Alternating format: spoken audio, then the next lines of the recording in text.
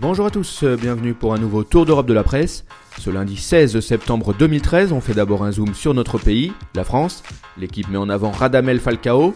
Hier, le goléador colombien a inscrit le but décisif lors du match entre Monaco et Lorient. Leader de Ligue 1, les Monégasques sont très sereins avant le choc de la 6e journée face au PSG, programmé le 22 septembre. La question est de savoir qui sortira vainqueur de ce duel qui s'annonce passionnant. De son côté, la Provence évoque l'entrée en piste de l'OM en Ligue des Champions. Mercredi soir, les hommes des Libop essaieront de faire bonne figure face à Arsenal au stade Vélodrome. Cap vers l'Italie, avec le Corriere dello Sport qui parle de Kaka. Le milieu offensif brésilien s'est blessé au niveau des adducteurs contre le Torino. Le staff du Milan AC craint qu'il soit éloigné des terrains pendant environ un mois. La Gazzetta dello Sport, quant à elle, diffuse une interview de Marek Hamsik qui a déjà marqué 4 buts en 3 matchs. Le milieu offensif slovaque de Naples est convaincu que les Partenopei peuvent remporter le Scudetto et inquiéter n'importe quelle équipe en Ligue des Champions.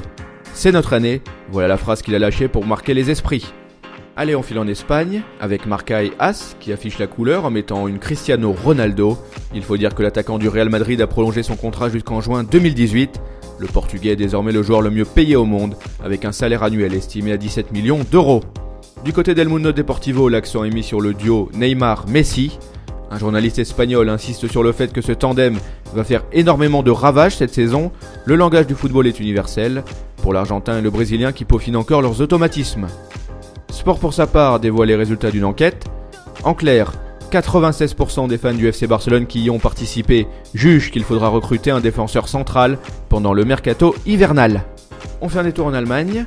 Le directeur général de Dortmund, Hans-Joachim Watzke, a rectifié le tir au sujet du Westfalenstadion par le biais de Bild. Le dirigeant a indiqué que la construction d'un nouveau stade n'est pas à l'ordre du jour. Il veut simplement améliorer l'enceinte existante au cours des années à venir. Les supporters du Borussia doivent être soulagés. Voilà, cette revue de presse s'achève. On se retrouve très vite pour une nouvelle édition. En attendant, n'hésitez pas à suivre l'actualité sur le site de Top Mercato ou via nos applis pour mobile et tablette. Nos chaînes YouTube et Dailymotion sont aussi à votre disposition. Ciao!